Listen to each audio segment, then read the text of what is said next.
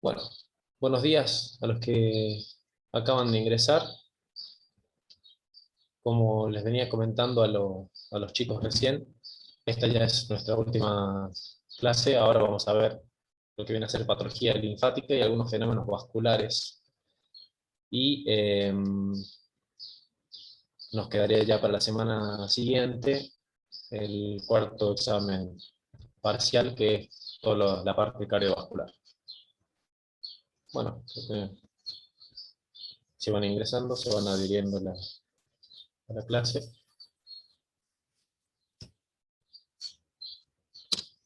Vamos a empezar.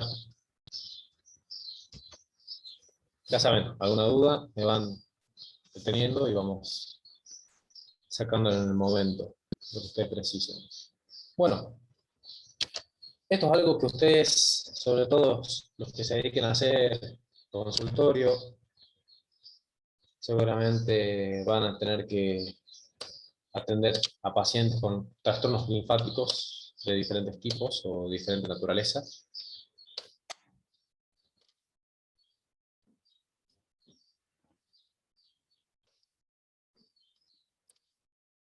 Bueno,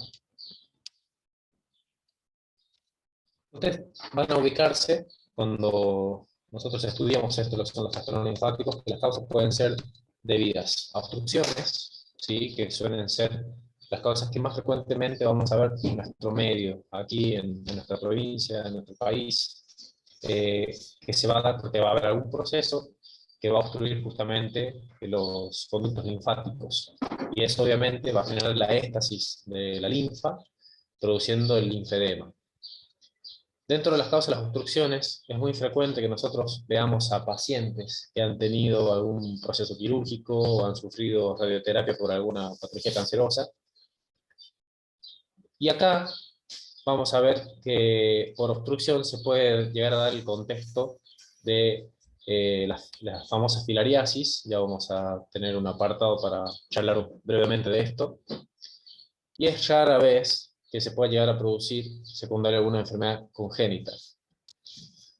Puede deberse que dentro de los trastornos linfáticos pueda producirse secundario a infecciones. Algunos de ellos van a producir, por ejemplo, agrandamiento de ganglios, ¿sí? Que van a producir adenopatías, es decir, cuando tenemos algún proceso infeccioso, eso va a producir que haya formación de ganglios. Todos los conocen, todos hemos tenido alguna vez una faringitis y hemos presenciado cómo se nos inflaman, por ejemplo, los ganglios a nivel cervical, por ejemplo, los submentonianos, los submandibulares, es muy frecuente. Y en algunos casos puede llegar a producirse la infección de estos conductos linfáticos, generando un trayecto de linfangitis o, junto con la inflamación de los ganglios, linfadenitis. Y esto va a producir generalmente secundario a infecciones por organismos que infectan todo este sistema linfático. Y bueno, algunos cánceres también pueden llegar a producir metástasis en los ganglios. Es frecuente, por ejemplo, cáncer de tiroides, pueden llegar a producir metástasis en los ganglios linfáticos. O hay patologías mismas que pueden comprometer los ganglios linfáticos y obviamente generar obstrucción. En raras ocasiones puede haber un cáncer que sea primario de lo que viene a ser el sistema linfático, que sería un linfangiosarcoma, por ejemplo, pero eso es muy raro, no es frecuente llegar a encontrar esto. Sí es frecuente que dentro de los trastornos linfáticos, algunos de ellos sean secundarios a cáncer de algún otro tipo. Lo que sí es frecuente en nuestro medio, que nosotros podamos llegar a ver pacientes, por ejemplo, con cáncer de mama, que le han hecho una mastectomía, es decir, le sacaron la mama, y parte del tratamiento quirúrgico consistía en extirpación de los ganglios axilares, y muchas veces eso puede llegar a generar trastornos en lo que viene a ser el retorno linfático y producir un cuadro de linfedema. Que es lo que vamos a charlar un poquito ahora con respecto a esto, que viene a ser la producción de edema secundaria acumulación de linfa. ¿Bien? Bueno, se puede producir generalmente en los miembros, ¿sí? Ya sean miembros superiores, miembros inferiores, y va a ser provocado por hipoplasia linfática. Es decir, que cuando ustedes escuchen el término hipoplasia, hace referencia a una falta de desarrollo, es decir, que hay un menor desarrollo cuando hablamos de hipoplasia. Si yo hablo, por ejemplo, de una aplasia, es una falta total de desarrollo de cierto órgano. Entonces, en el caso de las hipoplasias linfáticas, que serían las causas primarias, serían las causas por las cuales se puede llegar a producir el linfedema, no es lo más frecuente. Lo que nosotros sí nos podemos llegar a encontrar son los trastornos secundarios, que es lo que más vamos a charlar ahora, que van a producir justamente una obstrucción o un compromiso en los vasos linfáticos. Dentro de la etiología, como decimos, puede ser el primario, puede ser el secundario, que son poco frecuentes las hipoplasias linfáticas, ya vamos a charlar un poquito de eso. Dentro de estos linfedemas primarios, ¿sí? Son infrecuentes, como venimos diciendo, algunos de ellos son hereditarios, y obviamente algunos depende de la edad de presentación. Lo que se pueden llegar a encontrar es con lo que se llama los linfedemas congénitos, ¿sí? Que estos se van a presentar antes de los 2 años, y como decíamos, se debería a una aplasia, ¿sí? Cuando digo aplasia es una falta total de desarrollo de cierto órgano, y si hablo de hipoplasia es que hay un desarrollo menor. Entonces, hablando de los linfedemas congénitos, se debería a alguna de estas dos circunstancias. Suele suceder que existe un cuadro que se llama enfermedad de Milroy, que vamos a ver una imagen enseguida, que es una forma congénita, ¿sí? Es decir, que se producen durante el desarrollo, y obviamente tiene un origen genético, porque se debe a una mutación de un gen, que es un gen del receptor del factor de crecimiento del endotelio, que son sus siglas en inglés. Es un factor de crecimiento que regula justamente el crecimiento del endotelio vascular, y esto involucra mucho en lo que viene a ser el desarrollo de los vasos sanguíneos. Ustedes van a ver que existen diferentes tipos de factores de crecimiento. Por ejemplo, existen factores de crecimiento derivados de plaquetas que se encuentran en las plaquetas, que hoy en día se utilizan mucho en el tratamiento de estética, por ejemplo. Y existen a su vez factores de crecimiento vascular, y en este caso son factores de crecimiento del endotelio vascular. Este cuadro de la enfermedad de Milroy, además de producir linfedema, se va a asociar también con ictericia, es decir, el cuadro que ya lo hemos visto, la definición de ictericia, un cuadro de que hay un colorido característico amarillento de la piel, generalmente por elevación de la bilirrubina. Cuando dice tipo colestásica, porque hay un aumento de la bilirrubina tipo directa, es decir, producida en el hígado. Se va a sumar también la presencia de edema o diarrea secundaria a alguna enteropatía perdedora de proteínas, sobre todo en contexto de que curse con linfangiectasia intestinal, es decir, un trastorno de que hay acumulación de linfa a nivel justamente de los vasos sanguíneos intestinales. Eh, Puede haber otro cuadro que se llama el linfedema precoz. Este ya se va a producir entre los 2 y 35 de años de edad. Tenemos que pensarlo cuando el paciente tiene este rango etario, porque los pacientes con enfermedad de Milroy, generalmente al nacimiento uno ya se da cuenta o ya sospecha que tienen la enfermedad. La enfermedad de Mage es otro cuadro dentro de los linfedemas primarios, es familiar, autosómica dominante. También es un cuadro genético, es por una alteración de un factor de transcripción que se llama FOXC2, y se asocia con otras manifestaciones raras que conllevan todo lo que es este síndrome genético, por ejemplo, un número extra de pestañas que se llama distiquiasis. También cursan con paladar hendido, algunos de ellos pueden llegar a tener labio leporino o no, van a tener edema de piernas, de brazos, y a veces también comprometer la cara. Otras circunstancias que también atribuiríamos dentro de los linfedemas primarios son los tardíos, que estos ya se presentan después de los 35 años. Sobre todo lo vamos a pensar en contextos familiares, es decir, personas que ya tienen antecedentes de su familia de hacer este tipo de cuadro, y hay otros contextos que pueden ser esporádicos, es decir, que son al azar y tienen base genética, ¿sí? Que se va a desconocer. Generalmente, la evaluación de todos estos síndromes suele ser semejante, ¿sí? Eh, pero este tipo de cuadros, al ser más tardío, suele ser menos graves que estos, ¿sí? Porque muchas veces este tipo de cuadros ya requieren, como es en el enfermedad de Milroy, ya muchas veces necesitan corrección quirúrgica desde el nacimiento. Entonces, acá vemos una foto de un bebé, cómo tiene ese aumento de perímetro de ambos miembros inferiores, y no es porque sea un bebé gordito, ¿sí? En este caso es que hay un trastorno linfático, entonces hay que sospecharlo cuando los miembros del niño tienen justamente aspecto elefantiásico, que es otro cuadro que vamos a ver enseguida, que es la elefantiasis. vamos a hablar ahora de los secundarios. Esto sí es más frecuente, esto sí pueden llegar a encontrar y llegar a atender. Las causas más comunes que lo pueden llegar a producir, ya lo hemos mencionado, pueden ser las cirugías, conocer vaciamiento de ganglios, generalmente, como les había dicho, secundario a un procedimiento que está relacionado a la mastectomía, es decir, un vaciamiento ganglionar axilar. Las radioterapias, hay pacientes que reciben radioterapia, ya sea por también algún tipo de cáncer, suele producirse cuando haya que hacer radioterapia de la zona axilar o inguinal. Por traumatismo también se puede llegar a dar circunstancias que se lesione justamente todo lo que viene a ser el árbol vascular linfático, el conducto torácico, etc. Esto es frecuente, que un tumor produzca obstrucción también, un tumor de X otra causa, produzca un linfedema secundario. A nosotros nos ha tocado ver, cuando éramos estudiantes, una paciente que había sido derivada del interior, joven, alrededor de 27 años, con un cáncer de cuello de útero en un estadio muy avanzado, muy mal estado general la paciente, y que tenía un linfedema todo el miembro inferior derecho, justamente por un compromiso extenso del cáncer del cuello de útero. Y ese cuadro generaba, justamente por obstrucción de los vasos linfáticos, podía llegar a producir esto, la obstrucción linfática generando linfedema secundario. Ya vamos a hablar de algunas características clínicas de esto.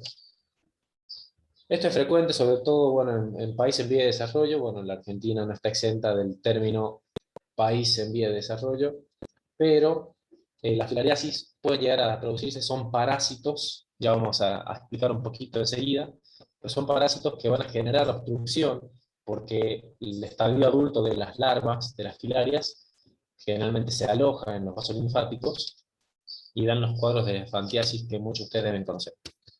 Bueno, signos y síntomas con los que van a cursar estos pacientes. Bueno, algunos de ellos pueden tener sensación de pesadez, plenitud, algunos de ellos van a consultar, sobre todo en etapas agudas, por el aumento de perímetro, algunos pueden presentar dolor.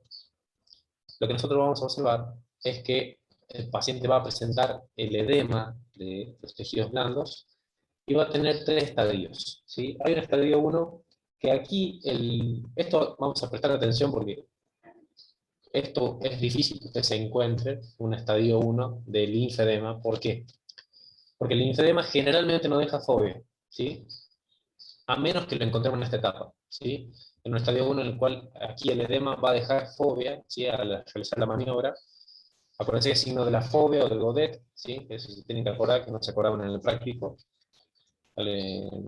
Bueno, generalmente es difícil que encontremos un paciente en este estadio. ¿Se acuerdan el ejemplo que les mencioné recién de la paciente de 27 años con cáncer de cuello de útero? Bueno, esta chica tenía un linfedema de un solo miembro, comprometía desde la raíz del muslo hasta el pie, y ese era un edema agudo secundario al linfedema. Ese fue el único caso en mi vida que he visto un linfedema estadio 1, es decir, que deje fobia. Porque generalmente nosotros siempre lo vamos a encontrar en este estadio, el estadio 2. Porque aquí ese tejido, esa linfa que infiltra el tejido blando, va a producir ese aumento de perímetro, ese edema, pero que no deja fobia a la compresión. Va a generar un cuadro de inflamación crónica, que eso va a producir fibrosis temprana. Y probablemente se pueden llegar a encontrar con pacientes en este estadio que ya presentan un edema denso, irreversible, que ya va a producir, todo eso se produce secundario a la fibrosis del tejido blando. Entonces, para que a ustedes les quede, es más frecuente que ustedes vean pacientes en estadio 2, en estadio 3. ¿Bien? Suele ser generalmente con un cuadro de inflamación unilateral, es decir, suele afectar principalmente un miembro. Es raro que un paciente tenga un linfedema de ambos miembros, a menos que la causa sea bastante severa y que comprometa ambos conductos o ambos vasos linfáticos de ambos miembros. Se dice que puede empeorar cuando el clima es cálido, en el caso de las mujeres ante la menstruación, sobre todo también después de la permanencia del miembro en posición de declive durante un periodo prolongado. Aquí, como decíamos y recordamos, puede afectar cualquier miembro, ¿sí? Ya sea porción proximal o distal, o todo el miembro, Hay gente que tiene solamente compromisos distales, pero hay otras personas que tienen compromiso todo el miembro. Cuando afecta la zona periarticular, puede restringir movimientos.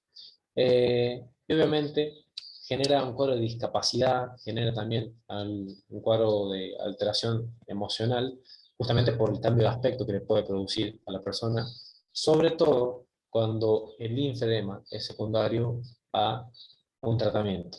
En caso de las mujeres que hacen radio, quimioterapia o han sido sometidas a alguna cirugía por cáncer de mama, les genera todo un cuadro emocional, es importante y que muchas veces necesitan abordaje psicológico justamente porque tienen cambio de su aspecto.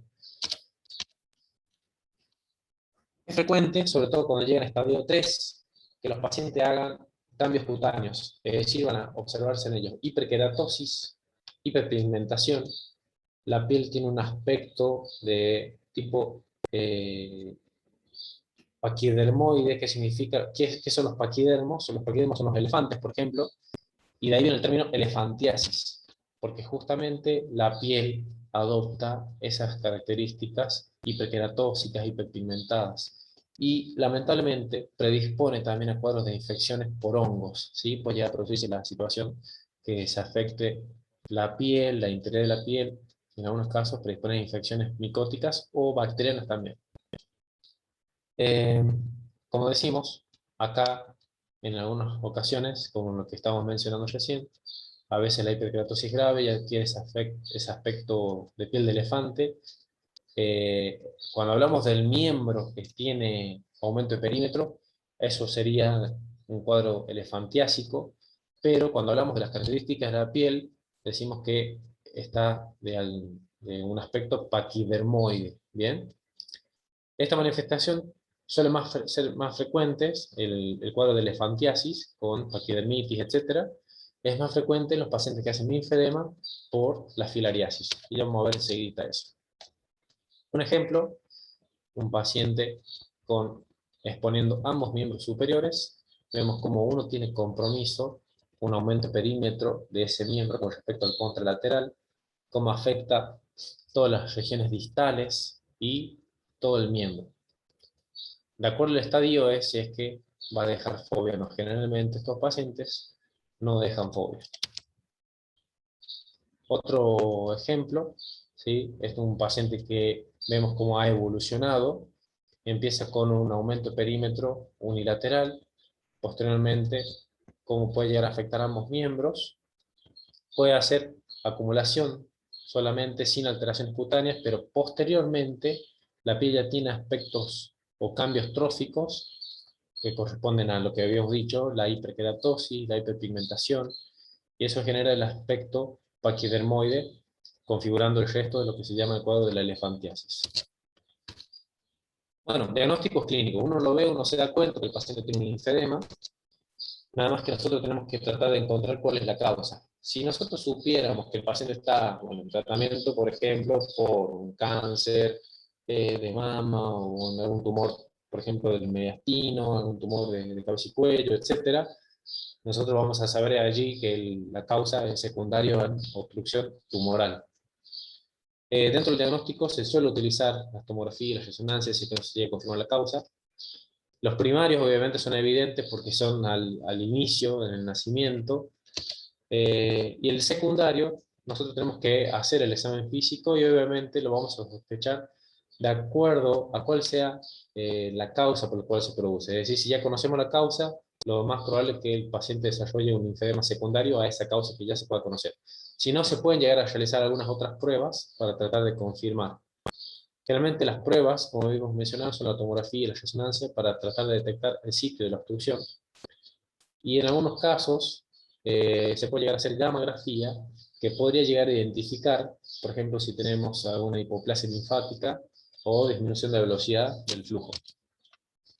Con respecto al pronóstico, estos pacientes, muy bien. Una vez que se desarrolla el linfedema, no suele poder curarse, ¿sí? Generalmente es prácticamente incurable. Por eso, generalmente hay que hacer medidas preventivas, hay que tratar de reducir los síntomas, y obviamente prevenir las complicaciones. ¿Qué complicaciones pueden llegar a presentar estas personas? Bueno, se pueden producir cuadros de linfangitis, que ya vamos a ver enseguida, vamos a abordarlo. Esto se produce obviamente cuando hay infección por ciertos agentes etiológicos, ya sea bacterias, algunos hongos, estos parásitos que le pueden llegar a producir. Casi siempre es producida por gérmenes del tipo estreptococo, que van a causar erisipela, ¿sí? Que la erisipela es secundaria a infección por estreptococo piógenes. A veces puede ser por estafilococo. Vamos a ver que el miembro va a estar de aspecto eritematoso, caliente. Eh, Vamos a ver las características clínicas, cómo se puede ya observar. En algunos casos vamos a encontrar adenopatías y en algunos casos la piel puede llegar a romperse. Rara vez, un linfedema de larga data conduce al desarrollo de un linfangiosarcoma, ¿sí? Ya sería un síndrome mucho más raro que se llama el Stewart-Krebs, pero como habíamos dicho, es muy raro, rarísimo, menos del 1% de una persona con linfedema ser secundario a un sarcoma, especialmente vasos linfáticos. Dentro del tratamiento, bueno, muchos de ellos, sobre todo el linfedema primario, va a requerir reconstrucción quirúrgica. Necesitaría movilización de líquido, eso va a generarse principalmente por elevación de los miembros, compresión, masajes, que eso es algo que van a tener que realizar ustedes, vendajes compresivos, compresiones neumáticas intermitentes. Eh, Como habíamos mencionado, el linfedema primario, recuerden que en el contexto de un bebé, puede requerir corrección quirúrgica, ¿sí? Y algunos de ellos hacer reducción quirúrgica del tejido blando, es decir, resecar tejido adiposo y tejido fibroso subcutáneo y hacer una reconstrucción si es que afecta mucho la calidad de vida del niño o del bebé. En el caso de los linfedemas secundarios, obviamente, como son secundarios a X patología, tenemos que tratar la causa de la patología. Muchas veces se hacen terapias justamente para movilizar todo lo que viene a ser el líquido linfático. ¿Cómo hacer? Drenaje linfático manual, esto es algo que ya lo van a ver ustedes, ¿sí? Que esto es algo que se encarga justamente el kinesiólogo. Maniobras en las cuales se eleva el miembro, se los comprime, ¿sí? En forma centrípeta, es decir, hacia el corazón, es decir, se hace justamente el drenaje en forma centrípeta, vendajes o mangas, ejercicios de los miembros, masaje del miembro, que incluye también compresiones neumáticas intermitentes, y en algunas ocasiones hacer reducción quirúrgica al tejido blando, ¿sí? Pero muchas de estas opciones, de las opciones quirúrgicas, en el contexto del linfedema secundario, a veces no se han evaluado en forma rigurosa. Bueno, esto es justamente parte de lo que van a tener que realizar el día de mañana, cuando justamente sean consultados por rehabilitación en contexto de pacientes que tengan linfedemas secundarios.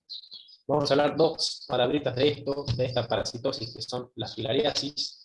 Cuando usted escucha el término filariasis, no es un solo parásito, sino que son un grupo de parásitos que entran dentro del grupo de los nematodos. ¿Qué son los nematodos? Son los gusanos que son cilíndricos, ¿sí? Son parásitos que son cilíndricos. Van a escuchar, hay otros grupos que son los platelmintos, ¿sí? Que los platelmintos son gusanos chatos, como la famosa solitaria. Bueno, la famosa solitaria, que es un parásito también. La lombriz solitaria entra dentro del grupo de los platelmintos, ¿sí? Los nematodos son gusanos que son cilíndricos. Estos, las filarias, ¿sí? Los adultos se encuentran a nivel de los vasos linfáticos.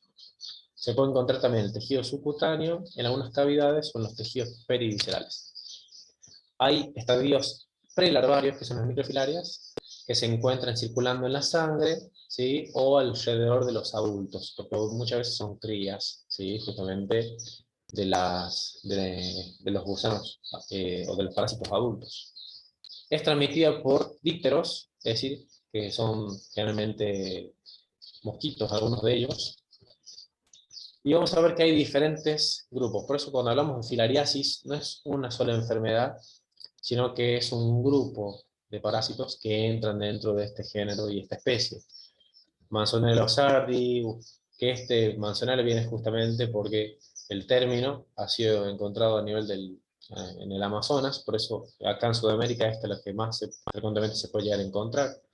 Y muchas de estas se encuentran principalmente en regiones de África, Bachelera bancrofti, Brugia malayi, Diprofilaris mintis, la loa loa, Onchocerca volvulus, son todos los géneros con cada especie que son lo que se van a encontrar dentro del grupo de las filarias. Para poder hablar rápidamente de esto no nos vamos a detener tanto porque no es el objetivo principal de la clase, pero es como para que ustedes comprendan un poquito cómo llega a surgir esto. Es decir, de dónde surge estos cuadros de elefantiasis. Bueno, como habíamos dicho, muchos de ellos son transmitidos por dípteros. ¿Qué es un díptero? Son los géneros de este tipo de insectos, ¿sí? Los mosquitos entran dentro de los dípteros, ¿sí? Estos mosquitos, cuando se alimentan, obviamente, las hembras son, los mosquitos hembras cuando se alimentan, suelen justamente picar a algún individuo, algún mamífero, y durante ese acto de alimentación suelen inocular las larvas, que son las que penetran en la piel. Estas van a llegar a los tejidos, a los conductos linfáticos, se convierten en adultos, tanto los machos como las hembras se reproducen, y van a producir microfilarias que van a viajar por los vasos sanguíneos, vasos linfáticos. Posteriormente, como estas microfilarias están circulando en los vasos sanguíneos, cuando un nuevo mosquito viene y se alimenta nuevamente del individuo que está contagiado, de esa forma ingiere las microfilarias. Estas microfilarias después van a empezar a desarrollarse, penetran en el estómago del díptero, van a migrar a los músculos torácicos, pasan a la etapa de larva 1, después a larva 3, y van a migrar a la zona de la cabeza y todo lo que viene a ser el aparato de alimentación, que es lo que se llama la probóscide del mosquito, y vuelve a repetir el ciclo cuando vuelve a picar para alimentarse a otro individuo. Este es el cuadro, el ciclo biológico de una de las filarias, que sería la Bachelera bancrofti, por ejemplo, que muchos de ellos tienen ciclos que son muy semejantes.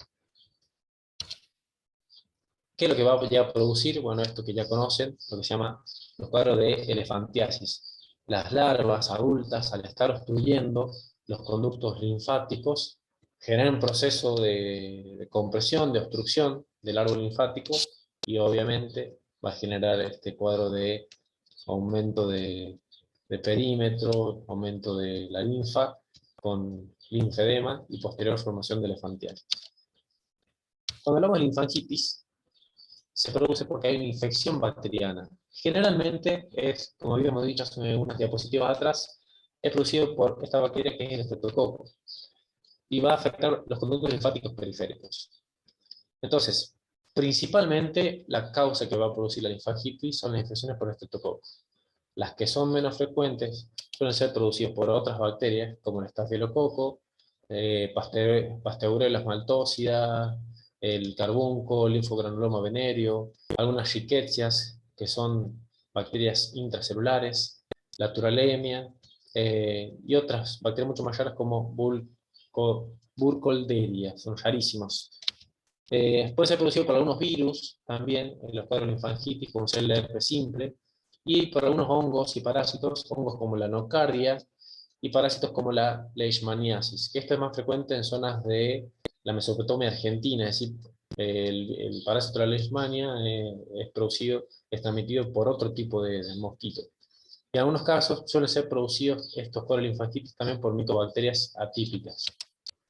Estos patógenos, principalmente lo que habíamos mencionado, el estreptococo, ¿sí? Generalmente más del 50%, 60, 70% son producidos por estreptococo. De las linfangitis son producidos por este germen y van a invadir los vasos linfáticos a través de una abrasión cutánea, una herida, una infección, y los pacientes con linfedema tienen mayor riesgo de desarrollar este tipo de cuadro, que es la inflamación del vaso linfático. ¿Qué es lo que se va a ver? Se va a ver unas bandas de color rojo, que ya vamos a ver una imagen, dolorosa, escalienta la palpación, se extiende generalmente en sentido proximal desde la lesión periférica hacia los ganglios linfáticos regionales, que estos ganglios a su vez suelen estar dolorosos y agrandados a la palpación. En algunos casos el paciente puede tener manifestaciones sistémicas, es decir, puede estar con fiebre, puede tener calofríos, taquicardia, cefalea, y obviamente van a ser más graves de acuerdo al grado de compromiso sistémico del paciente. Si le hacemos un análisis de sangre, van a tener leucocitosis.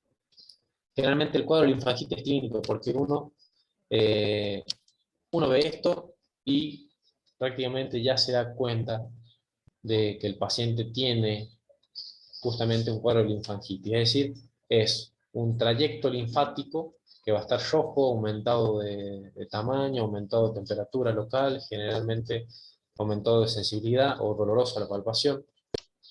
Y como habíamos dicho, muchos de ellos son producidos por estreptococo, entonces la gran mayoría de los cuadros de linfangitis van a responder a antibióticos comunes. Muy bien.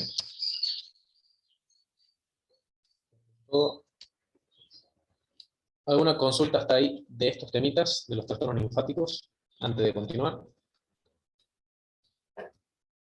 No, profe. Bueno, vamos a seguir con el siguiente tema.